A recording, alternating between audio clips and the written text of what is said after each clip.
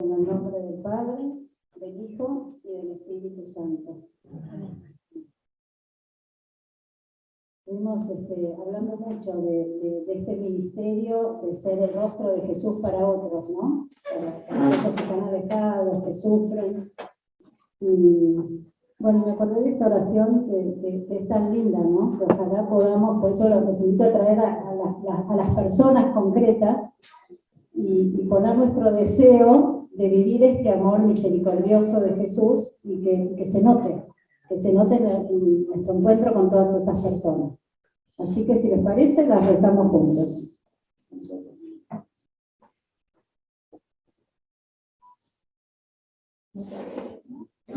Señor, deseo transformarme toda en tu misericordia y ser un vivo reflejo de ti.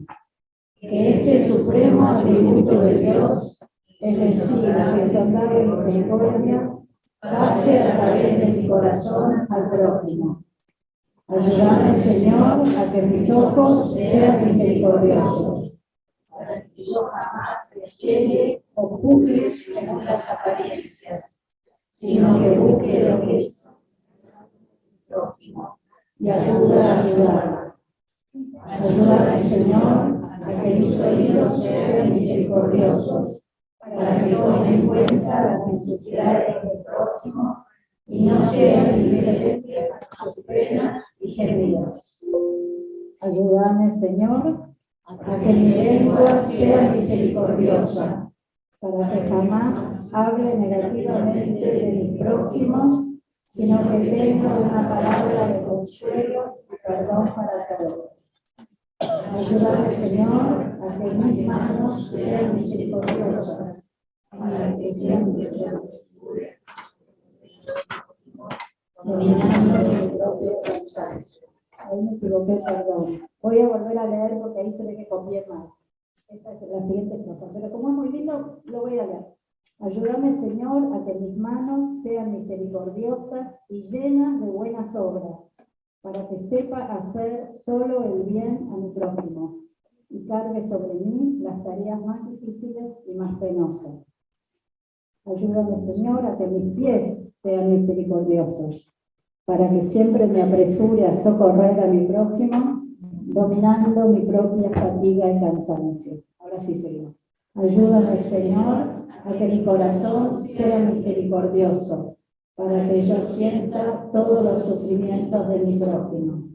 Que tu misericordia, Señor, repose dentro de mí. Amén. En el nombre del Padre, del Hijo y del Espíritu Santo. Amén. Buenas, ¿cómo andan?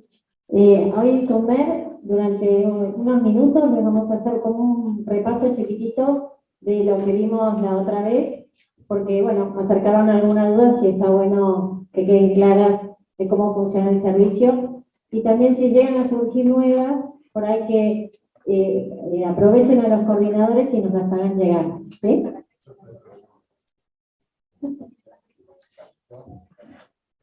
Bueno, sobre todo para los que no estuvieron, ¿no? Por ahí tómense unos minutos para mirar este cuadro. Este es nuestro servicio pastoral para los procesos de nulidad matrimonial. Tiene distintas etapas. Una primera, prejudicial, que llamamos Camino de Esperanza, y después otra etapa que es el tribunal, que tiene una etapa judicial y una postjudicial. En el encuentro pasado vimos un video que era sobre la primera entrevista. O sea, la primera etapa de la parte prejudicial es la entrevista. Antes de esa entrevista, las personas escriben un mail a nuestro correo de Camino de Esperanza diciendo que están interesados en iniciar el proceso de nulidad. Con ese correo yo les pido una serie de datos, sobre todo para ver si tienen competencia para iniciar en San Isidro. Esto quiere decir que o tienen que residir uno de los dos cónyuges en la diócesis de San Isidro o tienen que haberse casado. ¿Sí? Y preferentemente estar divorciados. Si esto está más o menos encauzado y en orden, organizamos una primera entrevista. En ese correo, en ese mail, las personas brindan algunos datos de su historia.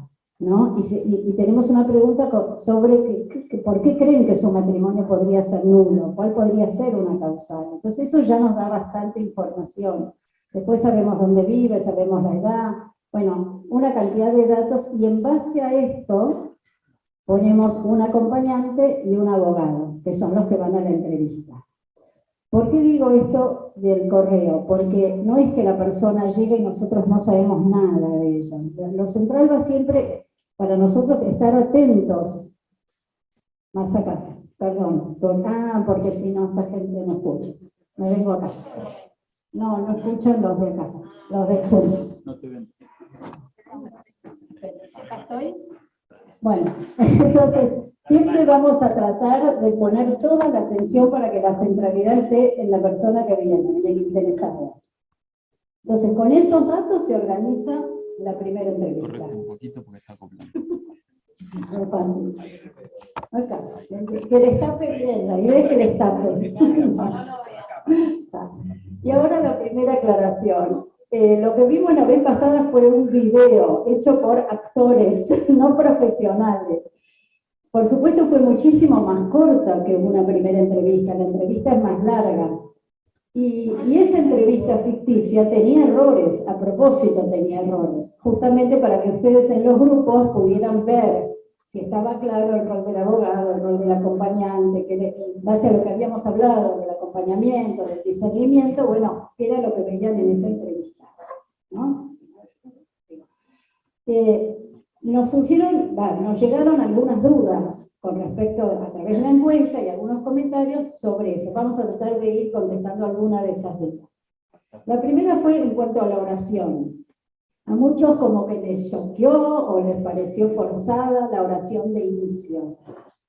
Una primera aclaración. Nosotros partimos de la base que quien llega es una persona de fe, porque por algo pide la nulidad. Entonces no es, no, puede ser que no sea practicante. Quizás está alejado de la práctica, pero está buscando acercarse a la iglesia, ¿no? Entonces la oración a nosotros nos parece central.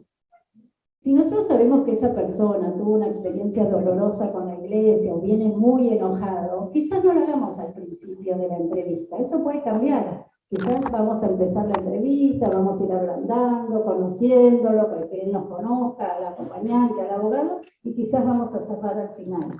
Pero no es que vamos a dejar de rezar porque la persona, no, porque por algo pide la nulidad, porque está queriendo sentirse parte. Nosotros queremos ser ese rostro que te abre la puerta y justamente lo ponemos en manos de Dios, dejando claro que nosotros somos simples instrumentos. Así que eso es lo primero. Otra duda es con respecto al cuestionario. El cuestionario nosotros no se lo damos a la persona todo de una. A propósito, les aclaro que ahora tienen el manual de Camino a la Esperanza va a estar subido al aula virtual y el cuestionario también, así que cualquier duda pueden ir ahí. Idealmente lo que nosotros le pedimos a los acompañantes es que vayan dando el cuestionario en etapas. Una primera etapa es la de los antecedentes familiares, la familia de origen. Entonces, una vez que la persona contesta esa parte, se pauta una reunión, un encuentro. Entonces se ayuda a la persona a discernir en base a lo que pudo ver en esta primera etapa. Y así sucesivamente. Una segunda etapa que habla de noviazgo y matrimonio, otra de la convivencia matrimonial, y la última es más las características personales de uno y de otro. Y después se le piden los testigos y demás. Pero ¿por qué queremos hacerlo así? Porque la persona necesita tiempo, ¿no? Entonces, para fortalecer el vínculo con el acompañante por un lado, y también para que le vayan cayendo las fichas de su historia, de cómo llegó a contraer matrimonio, ¿no? Cómo estaba esa persona en el momento de dar el consentimiento. Entonces, todo lo que Marian explicó del discernimiento, lo vamos viendo así, en los distintos encuentros, ayudando a la persona que vaya discerniendo qué cosas de su infancia, de su familia de origen pudieron haber influido en esta decisión. Bueno, distintos elementos de las dos partes.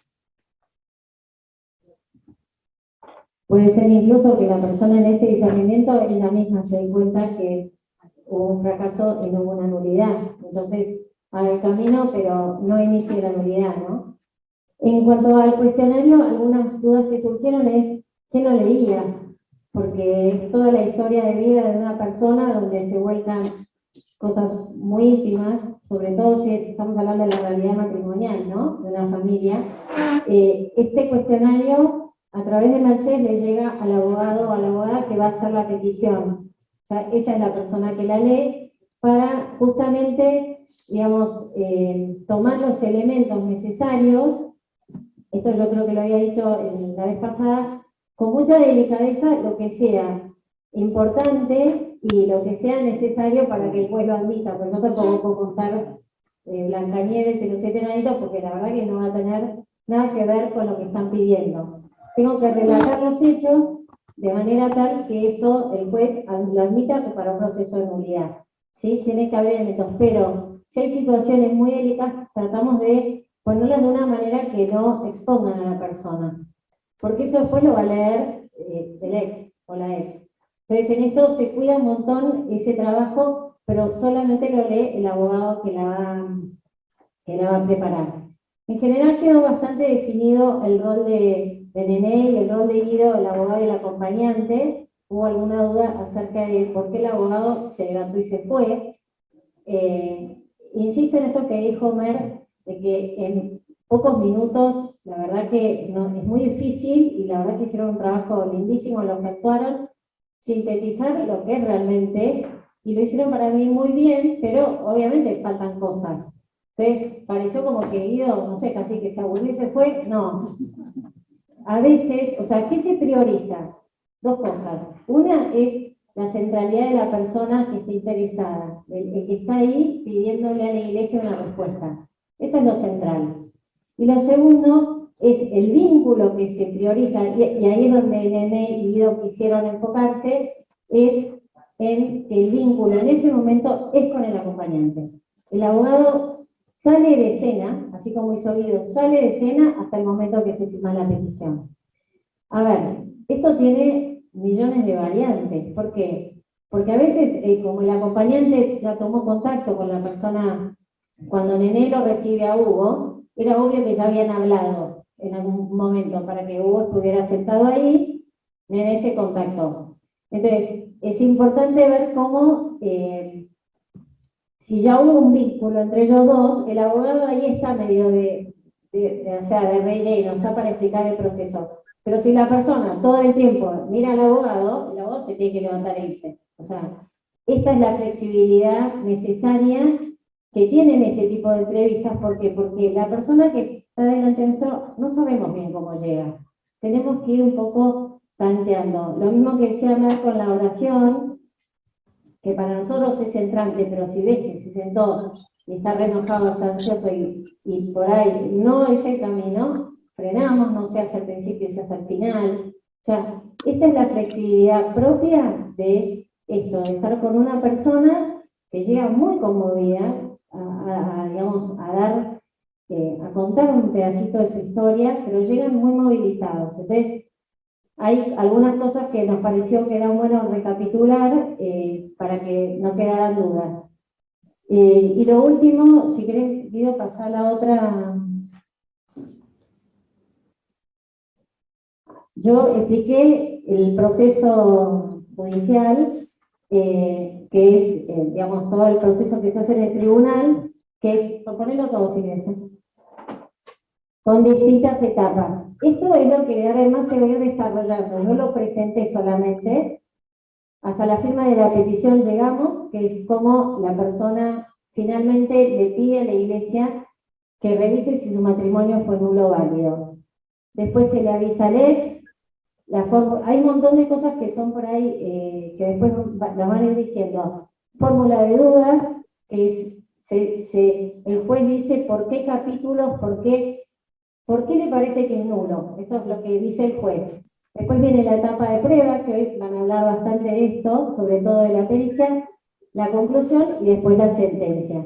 Esto es a modo de presentación para dejarlos con Karim, que es el que va a avanzar con toda la parte canónica hoy. Y bueno, insisto que si tienen alguna duda, los coordinadores son una buena guía para que nos hagan llegar. Bueno, gracias. No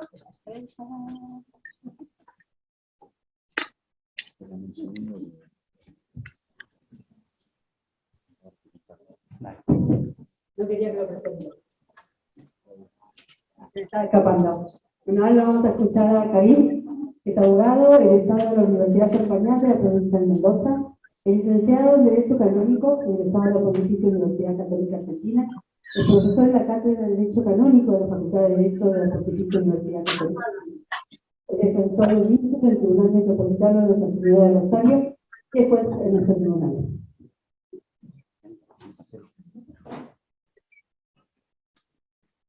Bueno, buenas tardes.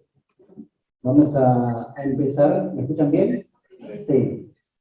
Vamos a empezar con los temas que nos toca ver en esta parte de la capacitación.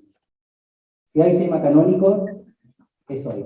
A partir de hoy empezamos a ver temas que tienen que ver, creo yo, mucho con lo que es el derecho canónico, no tanto con la parte prejudicial, pero sí creo que sirve mucho conocerlos para aplicarlos al momento en que Camino de Esperanza o quien sea que está realizando el acompañamiento, ¿no?, pueda realizar de una mejor manera ese discernimiento. Si ustedes se fijan, todavía no nos metemos con la primera diapositiva, pero a lo largo de todo lo que fue la capacitación, se viene hablando de lo que es un discernimiento. De hecho, Marian nos habló propiamente dicho el discernimiento. Y por ahí cuando hablamos del discernimiento, uno piensa que pone en marcha el discernimiento el juez al momento de dictar una sentencia, ¿no? Independientemente de que la sentencia sea nula, o a favor de la nulidad o a favor de la validez. Y no, el discernimiento se pone en marcha desde el primer momento, ¿no? Cuando llega esa persona a consultar a Camino de Esperanza, ya aparece un acompañante, como puede ser Nené en el video que vimos, y ya Nené, como acompañante, pone en marcha su discernimiento. Aparece Guido como abogado en el video que vimos, y ya Guido también pone en marcha su discernimiento. Y después avanzamos a la etapa judicial, ¿no?, en donde intervienen otros abogados, en donde interviene el vicario judicial, que también pone en marcha su propio discernimiento. Interviene el defensor del vínculo, interviene un instructor al momento de llevar adelante una audiencia, interviene la notaria, ¿no?, también al momento de ir llevando adelante un expediente determinado, y después, por supuesto, que los jueces realizan su propio discernimiento, ¿no? Entonces, un poco el desafío del equipo de la capacitación era hasta qué punto darles elementos de derecho canónico que sirvan para cuando cada uno de estos actores que van a acompañar a este fiel que se acerca a este servicio en unidades matrimoniales pueda realizar de la mejor manera posible el discernimiento, de acuerdo al oficio que le toque, ¿no?, oficio eclesiástico que esté desempeñando. No es lo mismo, por supuesto, hay veces que nos dicen, bueno, pero el acompañante no tiene que decir si el matrimonio es nulo o el matrimonio es válido. Y es verdad, pero también es verdad que cuando uno está ayudando a contestar un cuestionario, ¿no?, tener estos elementos de derecho canónico bien definidos ayudan a encender una especie de radar, ¿no?, que permite que si aparece algo de esto, ¿no?, por lo menos poder consultar, ¿sí?, o saber hacia dónde hay que dirigir ese cuestionario, independientemente de que el cuestionario también sirve como sanación interior, por supuesto, pero ayudar a ese fiel que se acerca, muchas veces herido, a contestar de la mejor manera posible el cuestionario previo. ¿Por qué? Porque el fiel no tiene que olvidar de que llega acá, ¿no?, con un objetivo, y es tener una respuesta de la iglesia, ¿no?, de su historia. Repito, independientemente de que la sentencia después sea a favor de la nulidad o a favor de la validez de su vínculo, ¿sí? Entonces, en este contexto de tener en cuenta de que todos vamos realizando nuestro discernimiento, lo que se nos ocurrió hablar, sobre todo en esta parte, de dos temas. Uno, impedimentos, qué es un impedimento, qué hacer cuando aparece un impedimento, qué hacer como acompañante, ¿no? Yo, obviamente, doy por sentado de que dentro de la parte judicial todos conocemos lo que es un impedimento, los que estamos dentro del tribunal. Pero quizás en la parte prejudicial no se tiene tanto en cuenta, y después también introducir a lo que es el vicio del consentimiento. ¿Sí? No nos vamos a meter con todos los vicios del consentimiento, vamos a hablar de uno en particular, que es lo que tiene que ver con causas de naturaleza psíquica. Por eso la segunda parte de este encuentro va a estar con Horacio, psicólogo, que nos va a explicar desde la psicología qué es lo que se entiende por el vicio del consentimiento en particular. Y después, los encuentros que vienen, vamos a seguir con los vicios de consentimiento que también están contemplados dentro del derecho canónico. ¿Sí? Esa es un poco la presentación del tema. Ahora, ya yendo a la diapositiva, cuando nosotros tenemos que ver cualquier tema, un tema en particular, mi modo de dar las clases es tratar de que los alumnos tengan en cuenta el ABC del tema que vayamos a tratar. ¿Para qué? Para que puedan entender, o que puedan comprender lo que yo quiero transmitirles, ¿no? Hoy yo quiero transmitirles experimentos, vicio del consentimiento, y cuando hablamos de impedimento o de vicio del consentimiento hay que relacionarlo con un objeto determinado. Ese objeto determinado es el matrimonio. ¿Y qué es lo que nosotros entendemos por matrimonio desde el derecho canónico? ¿Sí?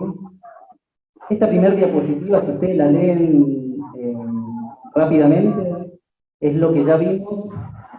Diego Molina Pico dio su ponencia, ¿no? Diego nos habló de qué es el matrimonio, cómo nace el matrimonio y cuál es la forma de observarse en la celebración de ese matrimonio.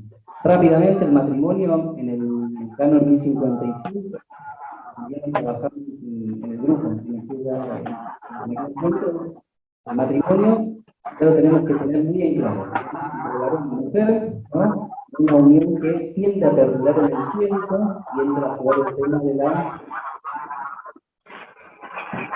Vos como mujer, ¿te acordás? En los 80, entrando una llamada... Hay alguien con el micrófono abierto encima. Ah, puede ser. Bueno, sigo viviendo.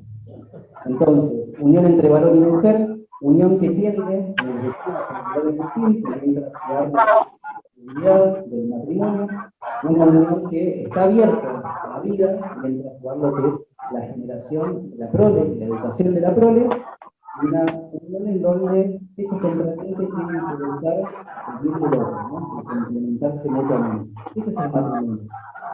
Un matrimonio que nace a partir de un acto determinado que es el consentimiento. Un consentimiento que, como tengo acá, tiene que estar dado legítimamente por personas jurídicamente hábiles. Y hay que ver, ¿es lo que dice el código? Si no lo dice el código, no es impedimento. ¿Sí? Primera idea importante a tener en cuenta. Y después sí llegábamos, ¿no? En la tercera diapositiva, al primer, ya vamos a llegar. ¿A la tercera decís? A ver, ya lo vimos, ahí. A la tercera, ahí está. Ahí está, no. Ahí. Esperame un segundo. Bueno, Vamos. Ya vamos a llegar.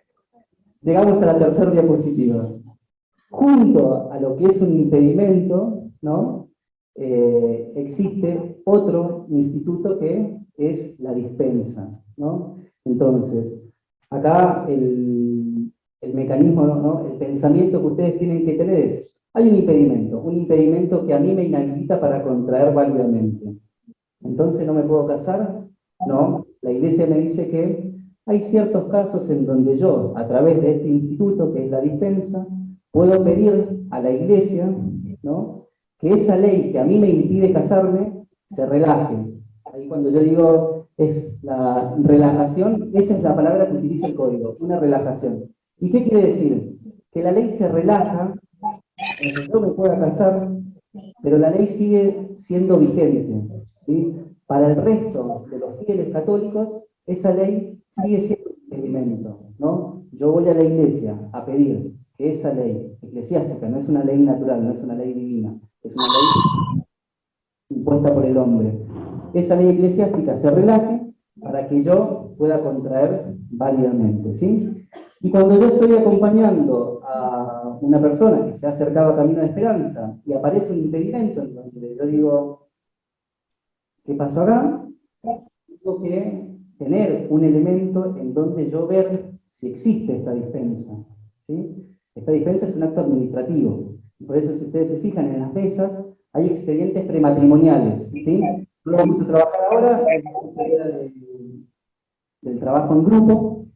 Estas son fotos de lo que es un expediente prematrimonial, porque es justamente en un expediente prematrimonial en donde tienen que constar estas dispensas de las cuales estamos hablando, ¿no? Cuando yo no me puedo casar porque tengo un impedimento, yo voy a la iglesia, a autoridad competente, solicito la dispensa y si se fijan, al final del expediente dice solicitud de dispensa, otorgamiento de dispensa, ¿no? Entonces, al momento de estar acompañando a una persona que llega a Camino de Esperanza, este es el instrumento que hay que observar, ¿no? A los fines de saber si ese matrimonio que tenía un impedimento se contrajo válidamente o ya de por sí, por no existir esa dispensa, puede llegar a ser declarado nulo, independientemente de los vicios de consentimiento que puedan haber.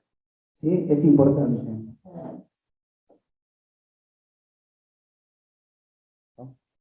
Sí, por favor. Entonces, empezamos con los impedimentos. Yo los puse en rojo, los impedimentos que vamos a ver. En chiquitito les puse los impedimentos que también están contemplados en el Código de Derecho Canónico, que no vamos a ver en esta clase. Nos vamos a quedar en primer lugar con la edad. Diego dijo algo de la edad. ¿Cuál es la edad mínima para contraer válidamente? El Código dice que la mujer contrae válidamente con 14 años y el varón con 16 años. Independientemente de eso, también el código, ustedes acuérdense que el código es un código universal, ¿no? Para toda la Iglesia Católica de rito latino. Y las realidades en el mundo pueden ser muy distintas. Entonces, lo que hace el código es autorizar a las conferencias episcopales de cada lugar a elevar esa edad. En la Argentina, el código es del 83, en la Argentina en el 88, la Conferencia Episcopal Argentina elevó la edad, ¿no? Elevó la edad a 16 para la mujer y 18 para el varón, para contraer, ¿no? Matrimonio católico, religioso. Puede pasar que llegue alguien y que nos cuente que se casó con 17 años, un varón que se casó con 17 años. Entonces ahí uno puede preguntarse, si esto es un impedimento, había que pedir dispensa. Y acá aplicamos la interpretación restrictiva que yo les dije antes, ¿no? ¿Cuál es el impedimento? 14 años para la mujer, 16 años para el varón. Cuando el hombre se ha casado con 17 años, o la mujer se ha casado con 15 años, no hay que pedir dispensa. ¿Por qué? Porque no hay impedimento. La dispensa se pide siempre que hay un impedimento.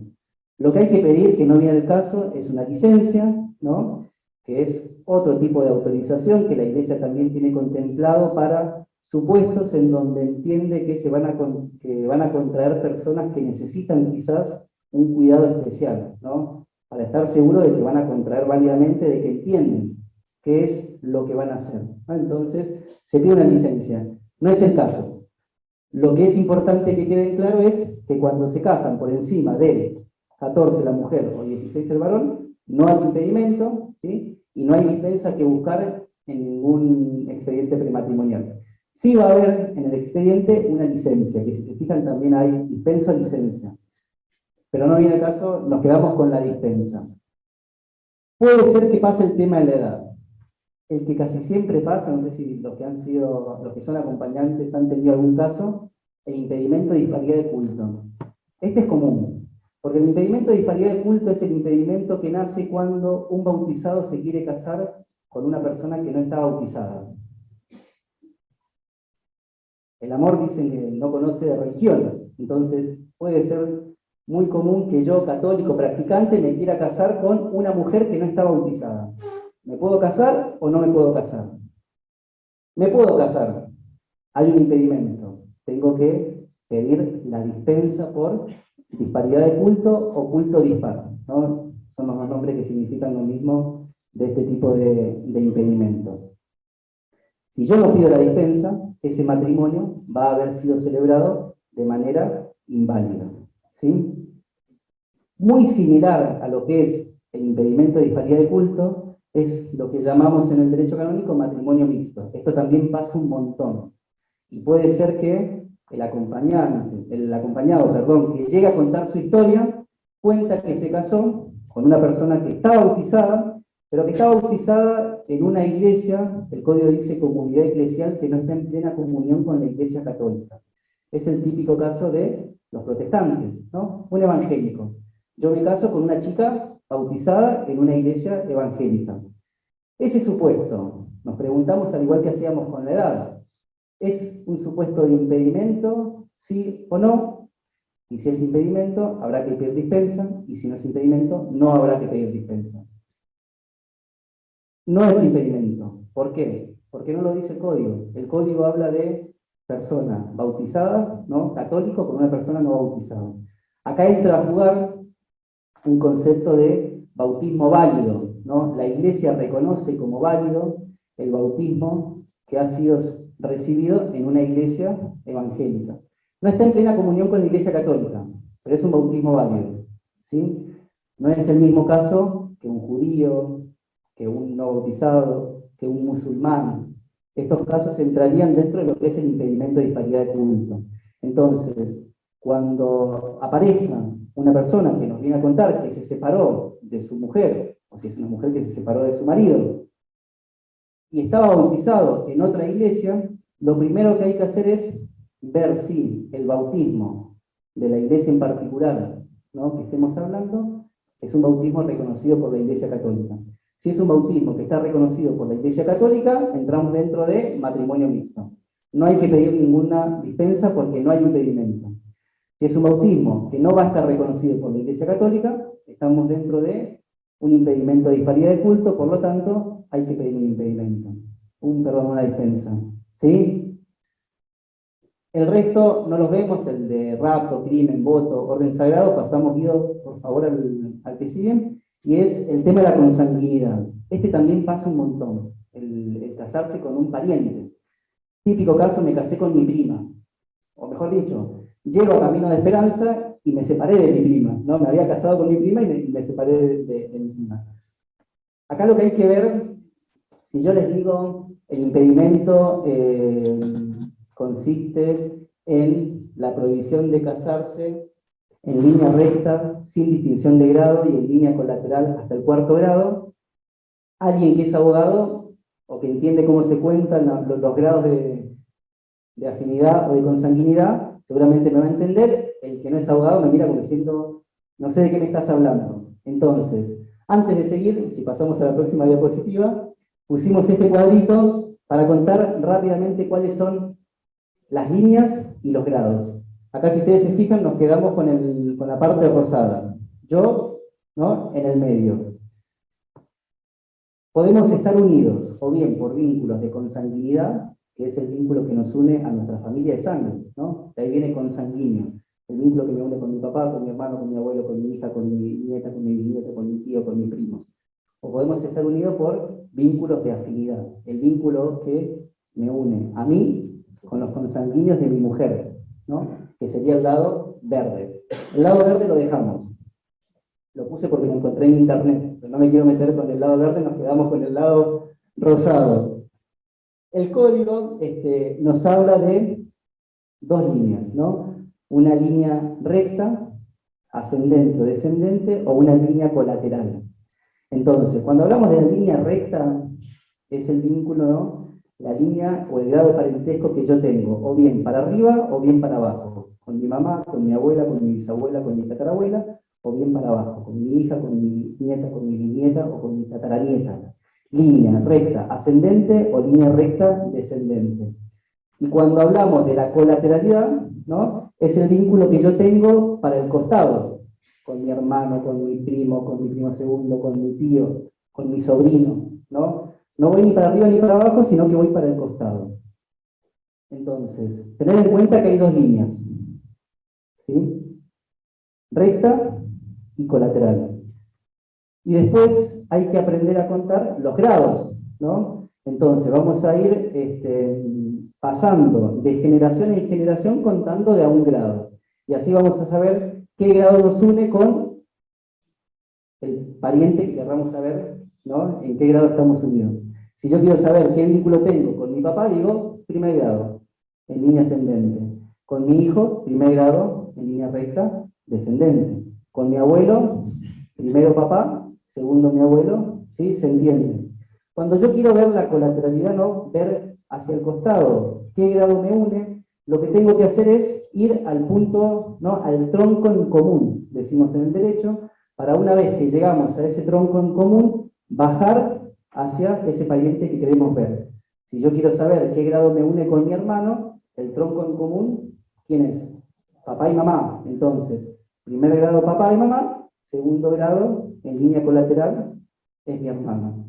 Si yo quiero saber qué vínculo me une con mi tío, hago lo mismo. Pero no puedo llegar hasta mi papá. Tengo que ir un poquito más arriba para después bajar. Entonces, primer grado es mi papá, segundo grado es mi abuelo, tercer grado bajo a mi tío. Y así puedo seguir. Cuarto grado bajo a mi primo. ¿Sí? Ahora volvemos a lo anterior. Yo les ponía acá, ¿sí? El impedimento que a mí me dice el código que yo no puedo contraer en línea recta, ascendente o descendente nunca. Y en línea colateral hasta el cuarto grado. Pregunta que yo me hago es si se puede dispensar, ¿no? La respuesta me la da el código. Me dice que en línea recta, ascendente o descendente, no se dispensa nunca. Yo nunca me puedo casar con mi mamá, con mi abuela, con mi bisabuela, con mi tatarabuela, con mi hija, con mi nieta, con mi bisnieta. Y en línea colateral, me dice, yo nunca me puedo casar hasta el segundo grado en línea colateral. ¿Quién era el segundo grado? La hermana. Yo no puedo casar nunca con mi hermana. No puedo pedir dispensa. Pero el impedimento llega hasta tercer y cuarto grado en línea colateral. Entonces, yo con mi tía era tercer grado. Primo era cuarto grado. Yo con mi tía me puedo casar. Y con mi prima también me puedo casar. Hay un impedimento. ¿Qué es lo que tengo que hacer si me quiero casar con mi prima? Pedir una dispensa. Acá hay una diferencia con el derecho civil, ¿no? Argentino, porque el derecho civil, este impedimento llega hasta el segundo grado en línea colateral, ¿no? Que son las hermanas. No existe tercer y cuarto grado, entonces muchas veces puede ocurrir que la gente se haya casado con un primo por civil sin hacer ningún trámite y que se case también por iglesia, entendiendo que no hay que hacer nada y no se pidió la dispensa, ¿sí? Entonces, tener en cuenta, insisto, cuáles son los impedimentos que existen, cuáles son los que se pueden dispensar, en este caso, cuáles no, y si se pueden dispensar, tener el radar que yo les decía encendido para consultar. ¿Por qué? Insisto con esto, porque creo que el fiel que se acerca a este servicio quiere saber si el matrimonio fue nulo o no. Y muchas veces se llega a esa decisión por este camino, por el lado de los impedimentos que no se han dispensado, sin entrar a discutir los vicios del consentimiento que hace falta probarlo, ¿no? Acá alcanza con ver el expediente y ver si está la dispensa o no está la dispensa, ¿sí? Son datos más objetivos. Entonces, nos parecía importante que sí tengan estos elementos de impedimentos. Si ustedes me preguntan en porcentaje cuánto se da impedimento, o cuántas nulidades salen por impedimento y cuántas nulidades salen por vicio del consentimiento, los que trabajan en el tribunal pueden decir, prácticamente nulo, ¿no? Es el 99% por vicio del consentimiento y un 1% por impedimento. No porque no existen, sino porque en general puede ser que el cura que los casó conocía de derecho canónico y les hizo pedir la dispensa, ¿sí? Pero ha ocurrido que han salido nulidades por un impedimento que no fue dispensado. Así, por favor. Y pasamos a lo que sí se da mucho, ¿no? Y es por esto que acá nos vamos a quedar, y es por eso que después también está Horacio para hablarnos desde la psicología que se entiende por este vicio del consentimiento. Pasamos a lo que es vicios del consentimiento. Este es el tema de derecho matrimonial canónico, vicios del consentimiento. Acá yo siempre les pongo lo mismo, recordar estos conceptos que ya los mencionamos al inicio, qué es un matrimonio y cuáles son las propiedades que tiene que tener ese consentimiento matrimonial, y nunca perder de vista que el objeto de ese consentimiento va a ser contraer matrimonio. Y acá cuando hablamos de contraer matrimonio, hablamos de contraer matrimonio en concreto, ¿sí? Eso también hay que tenerlo siempre en cuenta. No hablamos de contraer matrimonio en abstracto. Ser conocedores del derecho canónico o ser conocedores de la doctrina de la Iglesia, ¿no? Yo tengo que conocer qué significa para mí casarme con quien es mi novia y va a ser mi esposa, y viceversa, lo mismo. Ahora nos vamos a meter con este tema.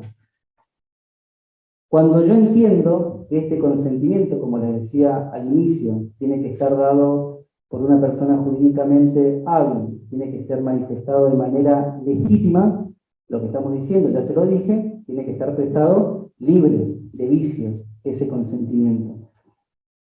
Y los supuestos que nosotros podemos encontrar en el derecho canónico también se encuentran en el derecho secular, son los supuestos del canon 1095, que es lo que vamos a ver en unos minutitos ahora, supuesto de ignorancia, error, dolo, simulación, miedo o violencia.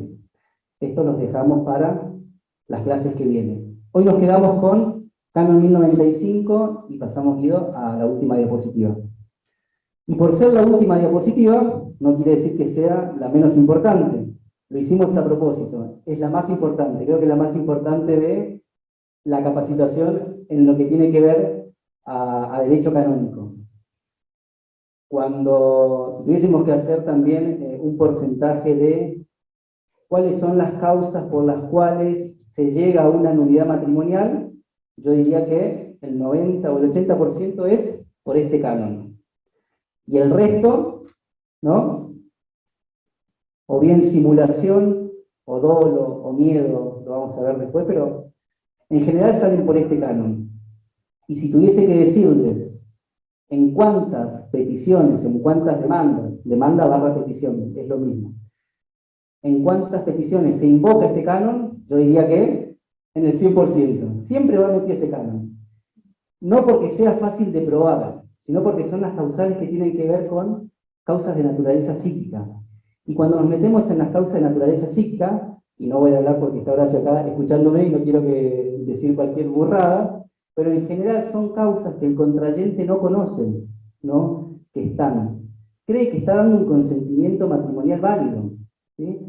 Pero ocurre, cuando nos ponemos a revisar esta historia, que el consentimiento estuvo viciado. ¿Por qué? Por alguna circunstancia que entra a jugar en esta rama de la psicología, ¿sí? El contrayente no sabe. Esto también lo decía Julieta cuando dio su ponencia, de que la nulidad es independientemente de las intenciones que los contrayentes tenían o de las creencias que un contrayente puede tener acerca de la validez o de la nulidad de su vínculo, ¿no? La nulidad o la validez siempre se funda en circunstancias objetivas. Eso es así siempre. Pero no quiero terminar sin decirles dos palabras de cada uno de estos supuestos, porque después Horacio sí nos va a explicar bien qué quiere decir. El canon 1095 dice que son incapaces de contraer, primero, quien carece de suficiente uso de razón, segundo, quien tiene un grave defecto de discreción de juicio, y tercero, quien no puede asumir las obligaciones esenciales del matrimonio. Eso es lo que dice el canon.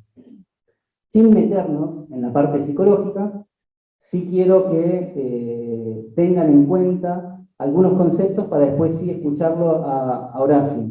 La primera parte, cuando hablamos de quien carece de suficiente uso de razón, hay que tener en cuenta que el código no me está diciendo quien no tiene uso de razón. El código me está diciendo quien carece de suficiente. Y a propósito, está esa palabrita que yo les pongo abajo, suficiente. ¿Y qué quiere decir? Y acá volvemos a lo mismo, tener uso de razón para por lo menos comprender qué es el matrimonio, que insisto, siempre lo mismo, es el objeto del consentimiento. Con que yo tenga un uso de razón que me permita conocer mínimamente ese matrimonio, yo ya no estoy dentro de este supuesto. Porque el código no dice quien carece absolutamente de uso de razón. El código dice quien carece de suficiente uso de razón. Independientemente, como les pongo acá, que sea actual, en ese momento no tenía uso de razón, o independientemente de que sea habitual el carecer de uso de razón. ¿Sí? Pero ojo con esto del suficiente. Es difícil que se dé en la práctica, ¿no? Es difícil que este supuesto se encuentre probado, porque si estamos hablando de alguien que, no sé, está drogado o está ebrio, y quiero creer que el cura no lo va a casar en ese estado. Entonces, este es difícil que se dé. Se da mucho No pasa, esto no pasa. No. Sí, para que no me corten con las banderitas, que ya me las mostraron. Sí, el segundo supuesto habla de grave defecto y discreción de juicio. Y acá también quiero que quede claro que el grave defecto y discreción de juicio, ¿no? Como dice acá, que afecta a ese juicio valorativo, a ese juicio práctico, lo que nos está diciendo es que el contrayente, por algún motivo en particular, no pudo discernir, o no pudo valorar, o no pudo ponderar ese matrimonio en concreto que iba a celebrar. No nos está diciendo que la circunstancia tiene que ser grave, que esa circunstancia que a mí me impide discernir tiene que ser grave. El código me está diciendo que el discernimiento o la imposibilidad de discernir tiene que ser grave. Ojo con eso, porque muchas veces también cuando aparece en Camino de Esperanza alguien que nos cuenta que tiene algún problema, tratan de insistir a ver qué gravedad, qué tanta gravedad o qué tan grave era esa circunstancia que nos está contando. Y no va por ahí, sino hay que ver cómo esa circunstancia afectó a ese contrayente de manera particular. Que quizás la misma circunstancia a mí puede afectarme de otra manera, y a mi hermano de otra, y a mi primo de otra, y a mi prima de otra. Hay que tener en cuenta esto, que el grado de efecto y discreción de juicio, la gravedad se da sobre la discreción, y no sobre la circunstancia. ¿Sí? Y el último supuesto tiene que ver con la incapacidad de asumir las obligaciones. Yo quizás puedo tener uso de razón, puedo entender lo que es el matrimonio, puedo discernir, puedo valorar, puedo entender qué significa para mí casarme con mi novia, que va a ser mi esposa, saber cuáles son los derechos que a mí me van a corresponder, las obligaciones que a mí me van a corresponder, pero quizás yo no puedo asumir las obligaciones que a mí la Iglesia me va a exigir cuando yo esté viviendo día a día ese matrimonio, esa comunidad, ¿no? Que es el matrimonio. En el derecho canónico decimos que en el fondo dio un consentimiento vacío, ¿no? ¿Por qué? Porque no puede asumir lo que él va a tener que asumir como esposo o lo que ella va a tener que asumir como esposa. Y acá también siempre hacemos la distinción en que el código no dice incapacidad de cumplir, sino que dice incapacidad de asumir, ¿sí? Esto cuando hablamos con la gente que llega al tribunal o notificamos sentencia, también siempre tratamos de explicarlo, porque muchas veces la gente dice, pero ¿cómo? Yo cumplí con todo, ¿no? Yo traté de ser buena esposa o buen esposo, yo traté de ser buena mamá, nunca le fui infiel, no sé, trataba de atenderlo, o él dice trataba de atenderla, ¿no? Como bien, como están en todos los detalles, y no estamos evaluando si esos contrayentes pueden cumplir o no pudieron cumplir. Estamos evaluando si pudieron asumir. Es una pequeña diferencia y al mismo tiempo es una gran diferencia, ¿no? Porque entra a jugar también la libertad. Yo le puedo decir a alguien, andate caminando a Luján, y puede ir a caminar, ¿no? Hasta Luján. Y también le puedo preguntar, ¿y por qué fuiste? Y no sé, porque me dijeron que fuera. ¿Pero fuiste libremente? ¿Querías ir? No, no quería ir. Entonces quizás entra a jugar, ahora se lo va a explicar mejor, pero quizás entra a jugar la tenacidad que tiene esa persona, o el poder de voluntad que tiene para cumplir con ciertas obligaciones, pero en el fondo no las está asumiendo, porque no las está realizando de manera libre, ¿no? El razonamiento que siempre hacemos nosotros es, si yo no tengo uso de razón, voy a estar seguramente en los otros dos supuestos, porque no voy a poder discernir o no voy a poder asumir.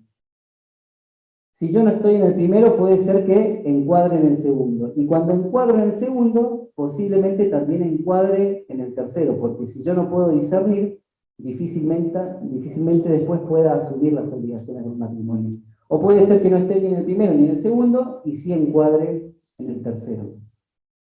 Para terminar, les pongo el canon 1680 al final, que tiene que ver con la importancia de la prueba pericial. Y es por eso que este encuentro tratamos de hacerlo desde lo canónico y desde lo psicológico, porque siempre que se invoquen causales de causa, ¿no? Causales que tienen que ver con causa de naturaleza psíquica, es imprescindible contar con una prueba pericial. Y esto también es importante al momento de estar contestando este cuestionario, porque si aparecen algunas de estas causales, puede servir, de hecho sirve un montón, cuando averiguan, ese acompañante que está charlando con este fiel que ha llegado, averiguan si ha ido, ¿no? Algún acompañamiento, si hay algún informe que previamente ya haya realizado, sirve mucho a los efectos de ofrecerlo después como prueba en un proceso de unidad matrimonial, ¿sí? Independientemente de que después en el proceso va a intervenir un perito de oficio, o no, en general interviene. Estamos en el tiempo, ¿no? No sé, bueno, preguntas no. Al final. Al final.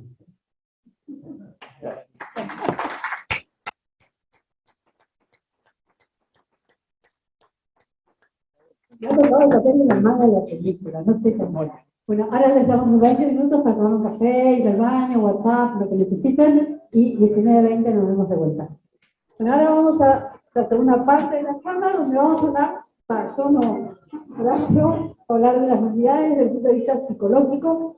Ya lo conocen Horacio, pero lo vuelvo a presentar. Es licenciado en psicología, especializado en gestión educativa y en neurociencias, es perito del Tribunal del Obispado de Estado de Campana, del Obispado Castrense y de nuestro tribunal. Es fundador de la CEPAP, Centro de Estudio, Prevención y Asistencia Psicológica y Psicopedagógica, y psicólogo clínico desde hace 38 años. Hola, ¿qué tal? Buenas tardes. Vamos a tratar de avanzar con esto que, como dice Karim, es más técnico y por lo tanto va a ser por un poquitín más aburrido, pero vamos a hacerlo lo más ameno posible.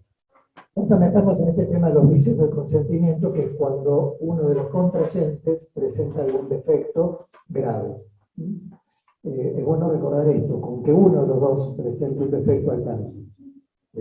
Para que exista el matrimonio, los dos contrayentes deben ser pulcros, sin defectos graves.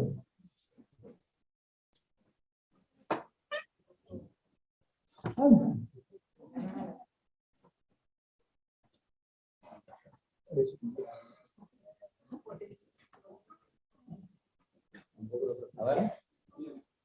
Ahí estamos.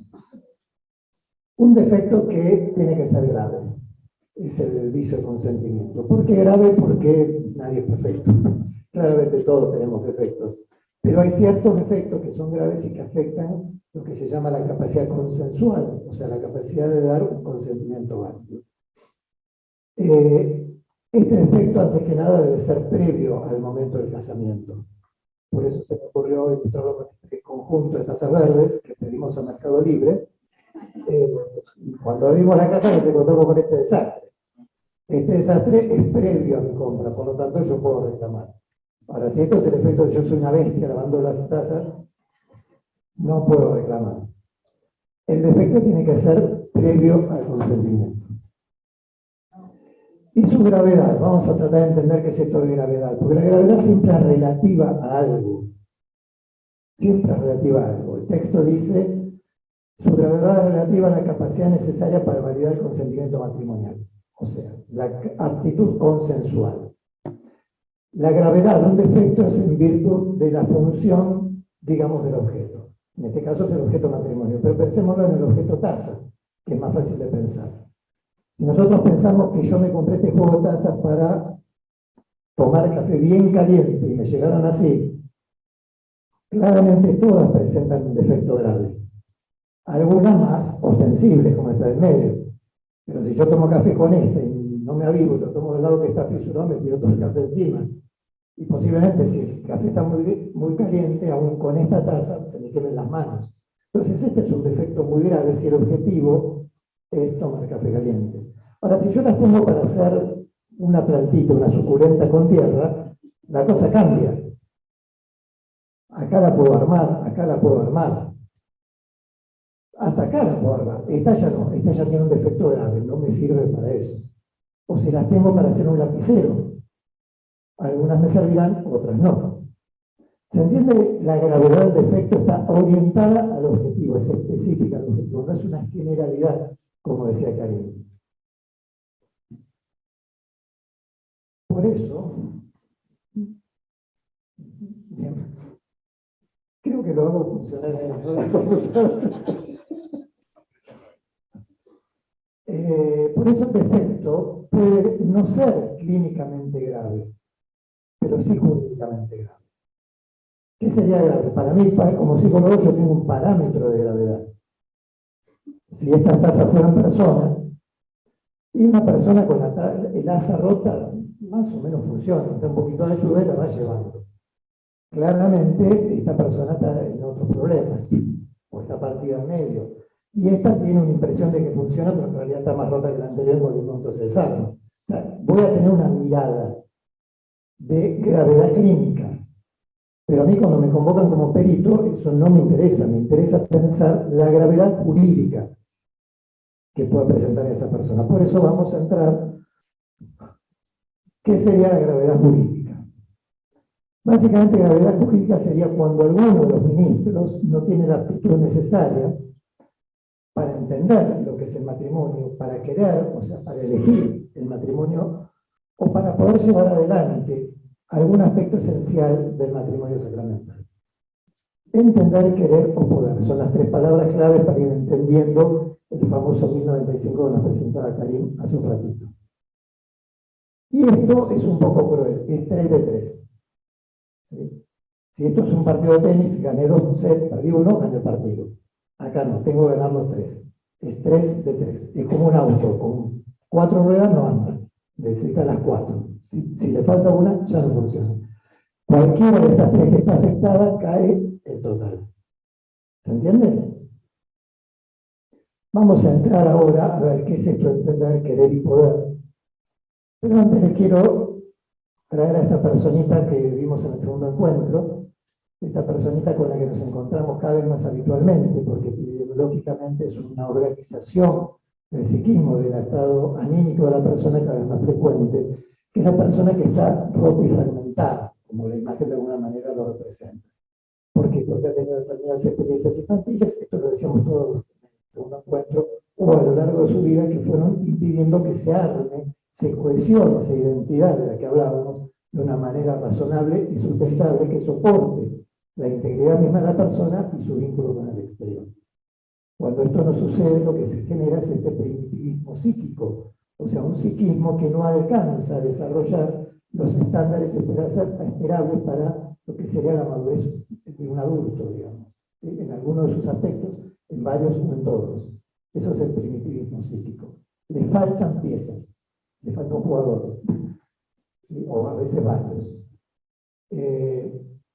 Cuando esto se da este fenómeno que también mencionábamos en la clase 2, la conciencia natural sobre el matrimonio y la familia. O sea, la persona no tiene capacidad de discriminar que formar una familia, casarse con una persona, sostener ese vínculo, tener hijos, armar una familia, criarlos, es mucho más, infinitamente más, que aparearse y procrear. Percibe todo eso como si fuese algo natural que se va a dar solito, solamente por impulso e instinto. ¿Sí? Esta era la personita que vimos en el segundo encuentro. Se la traigo para refrescarla, porque la vamos a encontrar en varios momentos de toda la exposición de esta tarde. ¿Sí? No sé si lo dije la vez pasada, pero si a alguien le interesa conocer más a este personaje, hay un material subido en la clase 2, material adicional que explica y detalla las características, las manifestaciones, la historia, las causas familiares, bueno, que habla bastante en profundidad sobre esto. El que lo quiera está a su disposición. Teniendo en cuenta a esta persona, vamos ahora sí a la incapacidad para entender. La primera. Y acá tenemos un dibujito que tiene 2 posibilidades de lectura. Si yo me focalizo en los hilitos de las bombitas, veo 4 alternativas posibles, que van con gradualidad desde el hilito derechito hasta esta madeja indescifrable. Hay una gradualidad. Ahora, si yo observo los foquitos de luz, hay una lógica binaria, prendido o apagado. Independientemente del lío que sea el hilito, el efecto que me interesa ver es que no se prende la luz. El entendimiento en la lógica jurídica de un proceso de nulidad es: ¿la lámpara se enciende o no? No importa si sea porque hay un nudito o porque hay una maraña indescifrable. La lámpara se enciende o no, ¿se entiende o no se entiende? ¿Se entiende esto? ¿Se prendió la luz? Acá estaremos en lo que es gravedad jurídica. ¿Se prende o no se prende? Esto nos hablaría de gravedad clínica, que no nos interesa para el proceso. ¿Está? Acá dentro de la incapacidad para entender, entra el dolo error, que ya mencionó Karim, que viene la próxima, entra el primer parágrafo de 1095, que es la carencia de razón. Bueno, Karim ya dio los ejemplos. La persona está con un estado de intoxicación, borracho. Lo tiene que sostener entre el padrino y la novia para que llegue al altar. Uno presumiría, como dijiste vos, que el cura no los casaría en este estado. Pero si eso sucediera, la persona en ese momento no estaba con estado de uso de razón.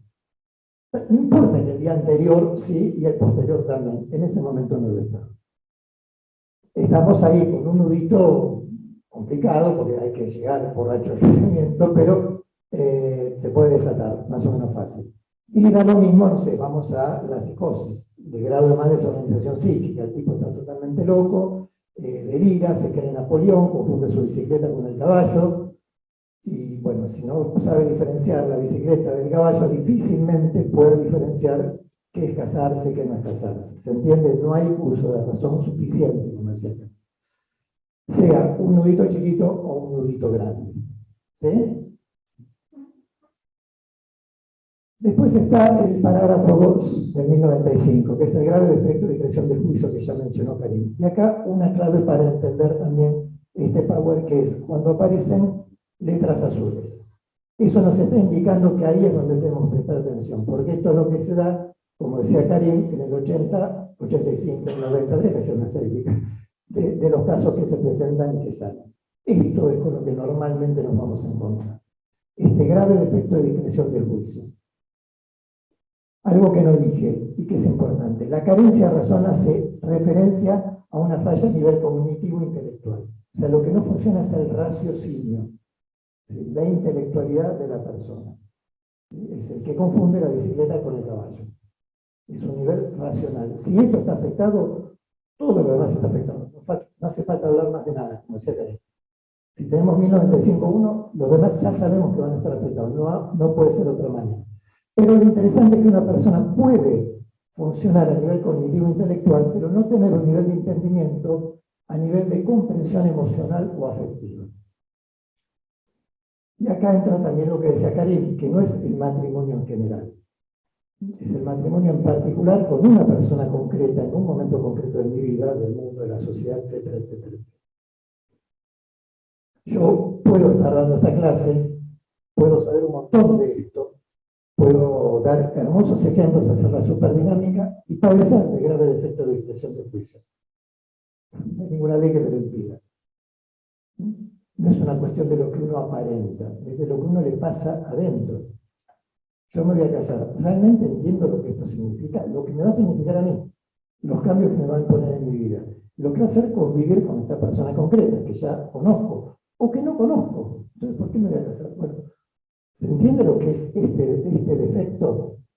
Que tiene que ser grave y que tiene que estar orientado a los derechos y deberes matrimoniales.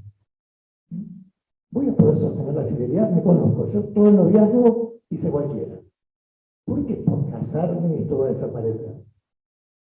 Entiendo lo que eso me va a significar, lo voy a poder sostener, bueno, ahí no seríamos a otro, que sería el 3. Bueno, ¿se nota la diferencia?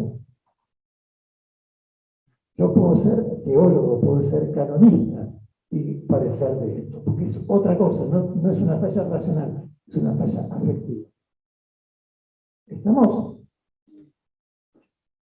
Esto se puede dar, obviamente se daría en casos de psicosis, que estaríamos acá en el rollo más difícil, psicopatías y perversión, estaríamos acá en la punta de la escala, que son patologías muy graves. A ver, básicamente el psicópata está obsesionado por el poder y el perverso por el goce.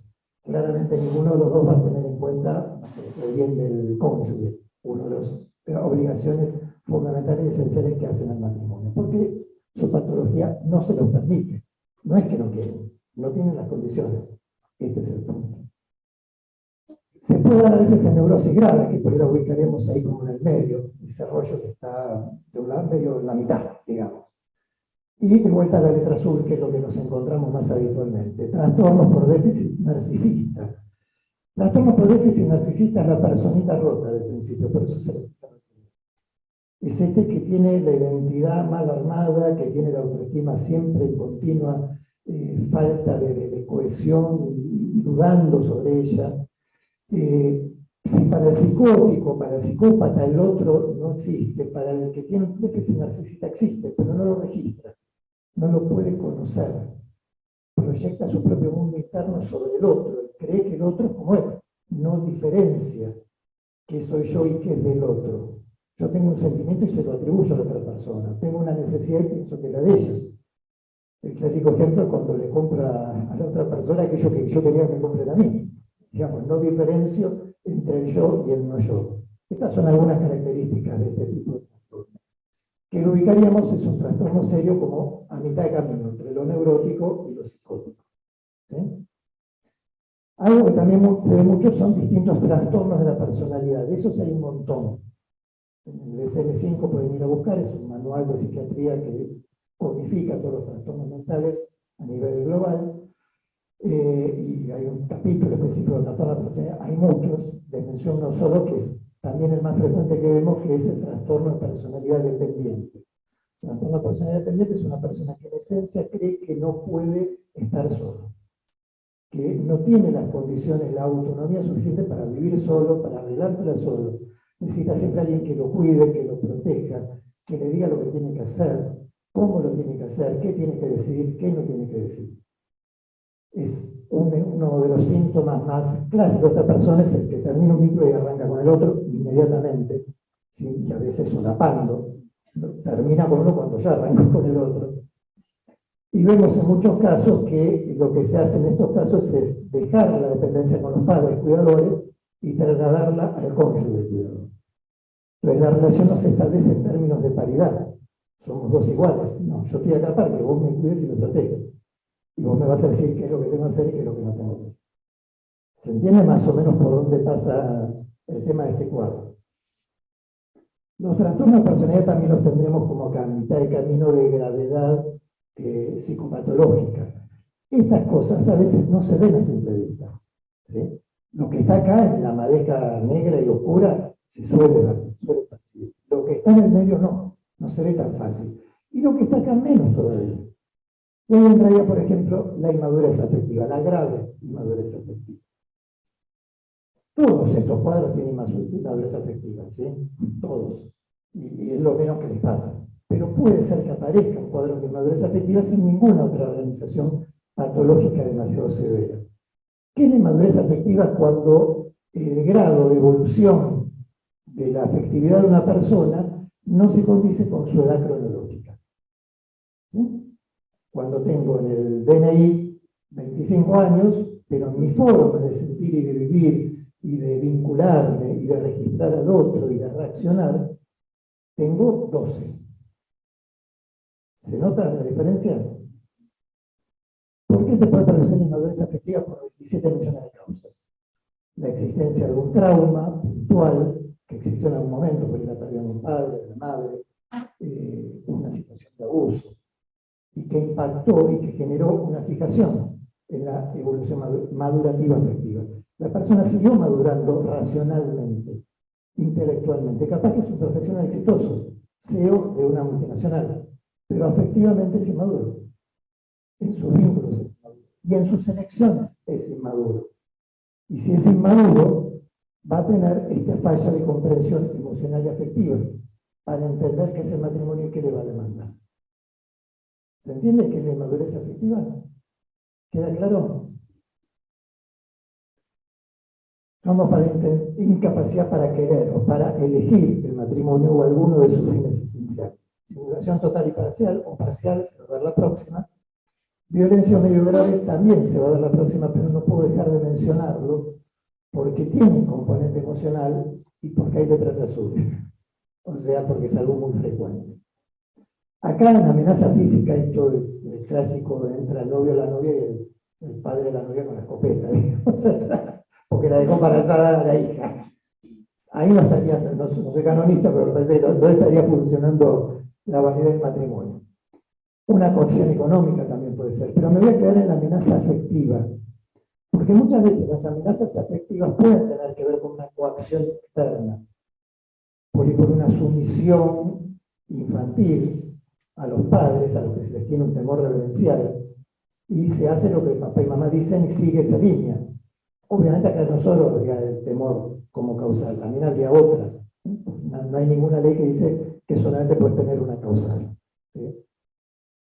Pero hay muchos otros casos donde este temor o esta amenaza no existe de afuera. No es real. Por eso elegí esta imagen donde el monstruo en realidad es la sombra de esta muchachita, que la persigue y la atormenta. Y uno ahí correría el riesgo muy pretencioso de decir, bueno, si el temor no es real, el miedo no es válido. No, no, el temor no es real para vos, pero para la persona sí. Y su temor sí es real. Y el miedo es uno de los principales motivadores de conducta que tiene el ser humano, o inhibidores de conducta, según el caso. Recuerdo un caso de otro tribunal que la chica con mucha lucidez decía, yo siempre creí que me iba a quedar sola en la vida, que nadie me iba a querer. Me encontré con un amor berreta y me lo agarré. Y me lo agarré, porque era el que encontró. Un amor berreta. Esto lo hace por miedo de quedarse solo. Otro que vi hace poco de una familia muy tradicional del interior del país, muy machista el padre, pero de los años 40, muy fuera de época. Y este pibe tenía muchas dificultades, de todas las que vimos antes, creo que tenía un poco de cada cosa. Pero ¿qué pasaba? Iban pasando los años y no conseguía novia. Y ya era profesional, trabajaba en el ámbito de la justicia con un cargo elevado, y no tenía novia. Claro, empezaba, tenía 30 y pico de años, y tanto en la casa como en el trabajo todos empezaban a pensar que era homosexual, ¿verdad? Y se casó con lo primero que encontró para demostrar que era gay. Por miedo. Fíjense cómo moviliza el miedo. Y a ver, y esto le pasa a la gente que está rota, y nos pasa a nosotros.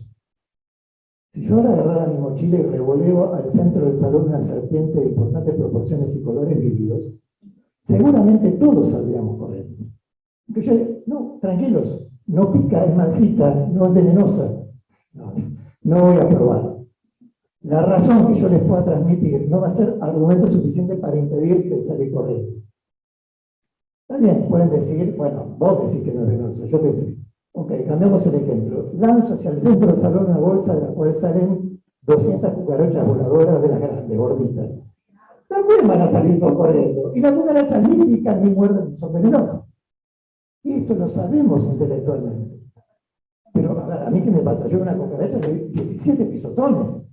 ¿A qué tanto, hermano? Boludo, eso es el miedo. Transformado en rechazo, transformado en asco, transformado en repulsión. El miedo genera conductas. Y yo me entero de la conducta después. ¿Entienden? El miedo genera conducta, yo me entero después. Y cuando estamos bajo miedo, todo lo demás anula. Tenemos el cerebro hecho de esa manera. Porque el cerebro funciona así. Por eso me quería detener en el miedo, y me fui de temario y de canon.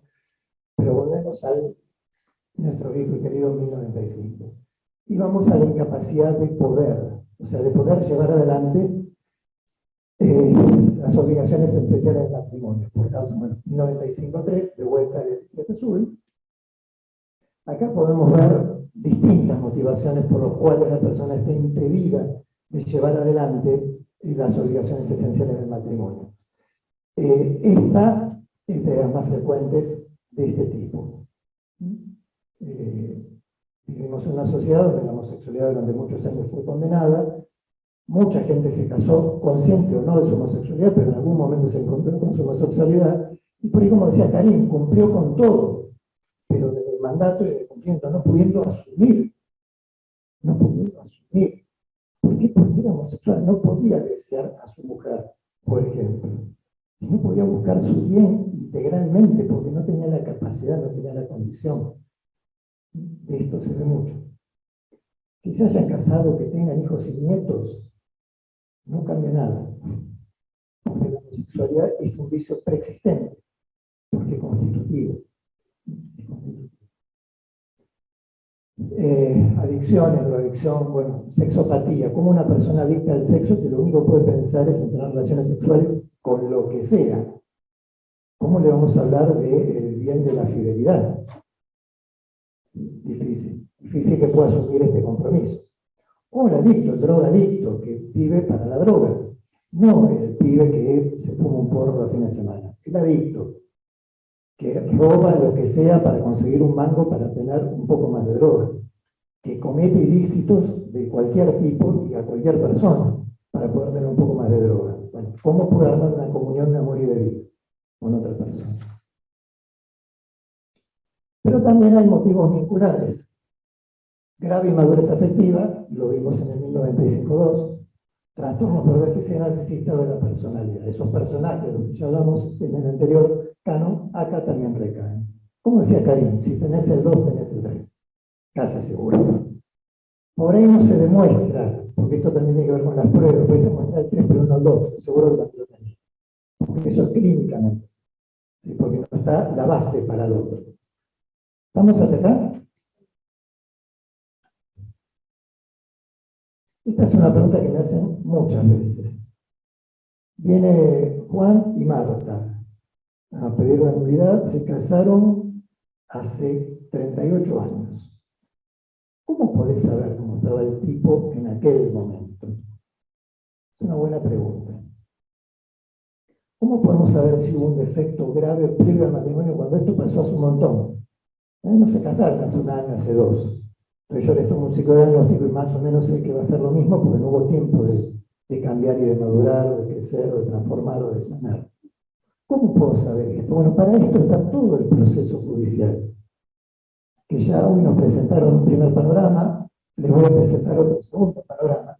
Pero que me parece interesante porque el proceso judicial es muy parecido al método científico, que nos enseñaron en el colegio y que sigue siendo válido en todos los laboratorios del mundo. Muy parecido al método científico.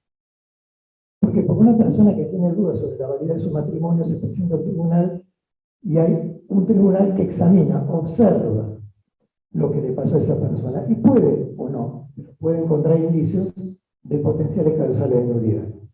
Observó, primer paso. Empieza a examinar, empieza a investigar, a hacer preguntas. Se llama a las partes, dan sus testimonios, se llama testigos, se presentan pruebas documentales, como decía Karim, puede ser un informe de un diagnóstico previo a la persona, un informe de algún exterapeuta, algún documento judicial, un divorcio contradictorio, o alguna pericia jurídica, puede haber distintas pruebas documentales. Y se van investigando y se van armando cada vez más hipótesis sobre qué pasó. Bueno, hubo defecto de juicio, ¿cómo lo podemos ver? ¿Dónde lo podemos ver? ¿Dónde arrancaría? Hubo imposibilidad para asumir las obligaciones, ¿dónde? ¿Cuándo? ¿Cómo? Esto ayuda a orientar las preguntas. Son investigadores, en definitiva. Cada audiencia es una investigación. Y cuando se acaba esta etapa, nos llaman a nosotros para hacer la pericia psicológica. Pericia psicológica sería como esta parte de la experimentación. Bueno, a ver, vos que sos psicólogo, me lo dicen desde hace 38 años, vos que sos psicólogo, ¿te parece que la resistencia material de los barcos? ¿Qué tengo que ver yo con eso? Pero bueno, es un problema mío, no es el caso. Vos que sos psicólogo, mirá a esta persona a ver si puede ser que hace 20, 30, 40 años haya tenido alguno de estos problemas. Los psicólogos que sabemos de esto tenemos nuestros métodos, tenemos nuestras técnicas. Hay un material también adjunto optativo que lo subimos al campus, si lo quieren ver de cómo se pueden hacer las pericias, distintas modalidades y cómo se trabaja, eso queda para la curiosidad de cada uno. Dice pericia psicológica, aproximación diagnóstica. Pericia psicológica frente a las causales de naturaleza psíquica, como decía Karim, se hace casi por rigor. Y se suele pedir sobre ambas partes. ¿Sí? Se suele pedir sobre ambas partes. Pero ¿qué pasa? A veces el ambas partes, o sea, la otra parte, no le interesa lo más mínimo presentarse, venir, no quiere saber más nada, se libró de este pesado hace 30 años, no lo quiere volver a ver, ya, no se presenta. ¿Qué hacemos? Bueno, se hace esto que se llama aproximación diagnóstica, que es tratar de llegar a las mismas conclusiones, pero sin la presencia del interesado, o sea, basándonos en todo lo que hay en el expediente, en todos los testimonios que hay. Y a veces, si en mi caso yo puedo entrevistar al peticionante, bueno, aprovecho esa pericia también para indagar un poco más sobre la otra persona. No es lo mismo, ni tiene la misma validez de prueba, creo yo, no quiero decir pavadas, porque el canonista me mira feo, pero bueno, eventualmente sube, ¿sí? Por eso hacemos una o la otra. Porque esto es un experimento, porque este psicólogo primero es un profesional, es perito en esta materia. no es un profesional psicólogo genérico, sino que sabe de este tema, tiene experiencia en este tema. Y además esto es lo que nos hace, entre comillas, distintos, es que a nosotros no nos trajo ni el novio ni la novia, ni el ex de uno ni el ex del otro. A mí me nombra el tribunal. Por lo tanto, soy un testigo, soy un examinador objetivo, profesional y objetivo. Entonces, esta es la experimentación. Yo hago un informe, o dos, según el caso, se suman al expediente donde están los testimonios, las partes, los testigos documentales, y los jueces hacen el análisis de todos los datos. Reúnen todo y tratan de llegar a una conclusión, que son dos. Existe la certeza moral suficiente para decir que las causales de nulidad invocadas en el decreto de dudas efectivamente existieron, por lo tanto el matrimonio no es válido. O no, no existe esta certeza moral, por lo tanto el matrimonio sigue siendo válido. Nadie cuando arranca el proceso acá sabe cómo va a terminar cuando se dé toda la vuelta, nadie lo sabe. Nadie lo sabe. Puede ir para un lado, puede ir para el otro. Pero sí hay algo que nosotros deberíamos poder garantizar. Y digo nosotros desde el primero que está acompañando pastoralmente, o el primer acompañante de Camino Esperanza, o los abogados, los peritos, los notarios, hasta el juez, hasta el momento de comunicar la sentencia, que todos deberemos garantizar, que ahora lo voy a expresar. Pero para garantizar esto no nos tenemos que olvidar que el proceso de nulidad matrimonial siempre es una oportunidad de reparar lo que estaba roto. Entonces, si estas tasas del principio son personas que vinieron con estas rupturas, que vinieron con estas fallas, que vinieron con estos dolores y estas quebraduras, nosotros tenemos que tratar de garantizar que cuando termine el proceso se vayan lo más parecido posible a él. Y aquí nos encontramos con esta hermosa imagen del Kitsugi, que también utilizamos la clase pasada, que es esto de reparar lo que está roto, pero repararlo con lo más valioso que tengo. En el caso de este arte antiguo japonés es con oro, pero además de con oro es con amor, es con paciencia, es con generar belleza ahí donde había algo que había fracasado. Y nosotros podemos hacer eso si desde el primer acompañante hasta el juez que da la sentencia y todo lo que estamos en el medio, tratamos a esta persona con amor, con respeto, honramos su vida, que es una vida que intentó hacer lo mejor posible y no le salió. No la juzgamos, mucho menos la condenamos. Si vamos garantizando ese trato compasivo, esta posibilidad de reparar lo que está roto no solamente pasa en tasas, sino también en personas. Y para eso estamos.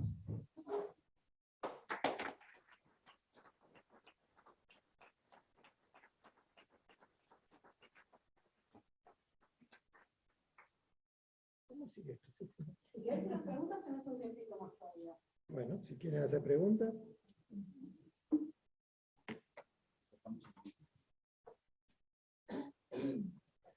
No, si alguien hace una pregunta, la repetimos en el micrófono. Juan Manuel.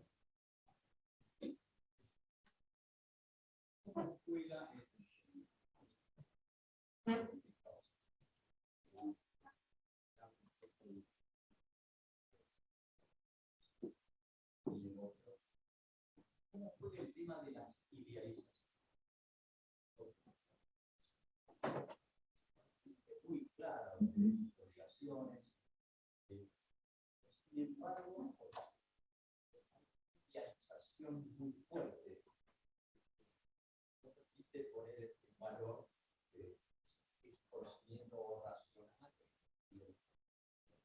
La pregunta es cómo juegan las idealizaciones a la hora de emitir el consentimiento y si esto tiene que ver con la falta de discreción de juicio y la incapacidad de cumplir las obligaciones esenciales, de asumir las obligaciones esenciales. Esto debería ir en letra azul. Esto debería ir en letra azul. Básicamente, una persona presenta inmadurez afectiva, que es el caso más leve que contamos, es una persona que idealiza. A ver, porque ¿qué hacen los chicos? Pensemos en cómo funciona el caso de un chico. Los chicos idealizan el regalo que van a recibir, les parece que va a ser lo mejor, sufren si no lo tienen, cuando lo tienen es lo más que le puede pasar. Papá y mamá, hasta que llega la adolescencia, después se pudre todo, pero hasta que no llegue la adolescencia, son lo más. Son Superman y la Mujer Maravilla, el Capitán América y la Viuda Negra, y si son Marvelitas. Luke y Leia, la que quieran, son lo más. ¿Sí? Así funciona un chico. Alguien que está detenido evolutivamente ahí, aunque tenga 30 años, sigue funcionando igual. No lo va a expresar verbalmente de las mismas formas, pero va a creer que la persona que está al lado es perfecta, es maravillosa, solo le puede traer felicidad. La vida va a ser lo más fácil del mundo con ella. Yo voy a estar con ella y voy a ser automáticamente feliz. O puede ser que se idealice a sí mismo y crea que puede mucho más de lo que puede. Nada, yo, por ahí es que está más en la parte adolescente, más en un lugar de omnipotencia. Yo me la creo, yo puedo. Las veces que habré escuchado y que habrán leído en los expedientes, yo pensé que lo iba a cambiar por mi amor. No, mi vida. La vida no funciona así, claro, no creciste, no maduraste, quedaste picado en un lugar. Otra vez es lo que se idealiza es el matrimonio, pero no idealizado en un lugar de valoración, sino desde el pensamiento mágico. Tuvimos un noviazgo horrible, nos matamos, pero bueno, nos íbamos a casar, íbamos a tener la bendición de Dios y todo se iba a resolver. 20 millones de veces, vos no sé, yo me lo acuerdo un montón. Así funciona. Claramente cuando esto está presente en cierto grado, y sobre todo sin mucha conciencia, que tú también lo mencionas, Tarín, que es importante, claramente la discreción del juicio cae al 10º subsuelo, y en función de eso no se va a poder cumplir. Va a haber incapacidad para asumir las obligaciones matrimoniales. Porque si yo pensaba que todo iba a ser fácil, o el matrimonio se iba a resolver sencillamente por un pase mágico de un sacerdote, nunca me pregunté si yo estaba en condiciones de hacer que eso funcionara. Si el vínculo estaba en condiciones, a ver, si nos matamos durante todo el noviazgo, ¿qué me hace pensar que esto va a cambiar? Cuando encima me voy a casar, o sea que no es que va a ser la cosa más fácil, va a ser más difícil. Bueno, esto es falta de conciencia. ¿Se entendió? Una más. Matrimonio hecho, se casan y la mujer le manifiesta al marido que no quiere tener hijos. ¿Dónde la metemos? Sería disparar a vos, pero te disparo a vos. Capaz que no quería tener hijos con él. O lo que en ese caso, en el caso real que voy llevando, es miedo a quedar embarazada. ¿Dónde está dentro de estos casilleros? No, a ver. La próxima hablamos exactamente de eso. La clase que viene, sí, hablamos de lo que es el vicio de simulación. Acá yo tomo un poquito lo que dijiste vos, Horacio, que nunca una causa es tan simple, ¿no? Lo que puede parecer, quizás, dar un ejemplo, y uno dice, bueno, esta es la respuesta. Y no, hay que ver bien qué es lo que pasó, ¿no? Si es un caso de simulación porque no quiere tener hijos, será clase que viene cuando veamos simulación. Puede ocurrir también que ha pasado, ¿no? No quería ser mamá porque tenía miedo a quedar embarazada.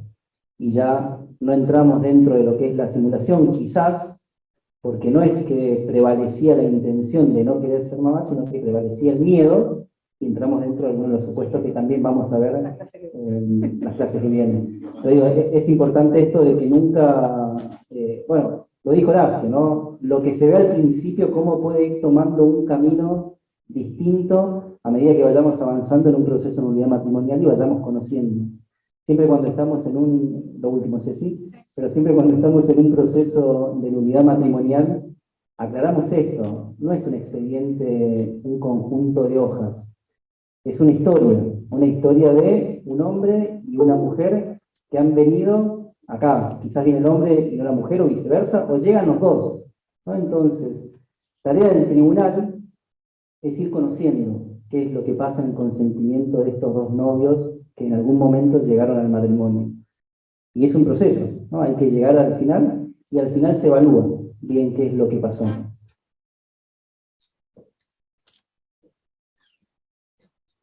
Ahora van a trabajar en todas las mesas, tienen un cuestionario de vuelta, no hagan la mitad del examen, hagan entero. Y al final, una vez que terminemos, van a volver a hablar, Karim y Horacio, sobre los casos que tienen en este momento en las manos. Vamos a ir concluyendo el encuentro de hoy. La idea de estos últimos minutos es, a modo de conclusión, dar respuesta a los casos, ¿no? La parte de impedimentos, la idea era que hubiese un canonista dentro de cada mesa para poder contestar. Entiendo que no fue muy difícil, ¿no? O sea, se entendió dónde había impedimento. Un poco lo que queríamos desde el equipo era que ustedes puedan diferenciar, ¿no?, en qué supuestos hay impedimento, lo que charlamos en la ponencia, ¿no?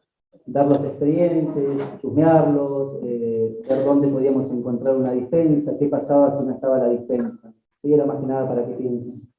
Pero eran casos que creo que eran sencillos.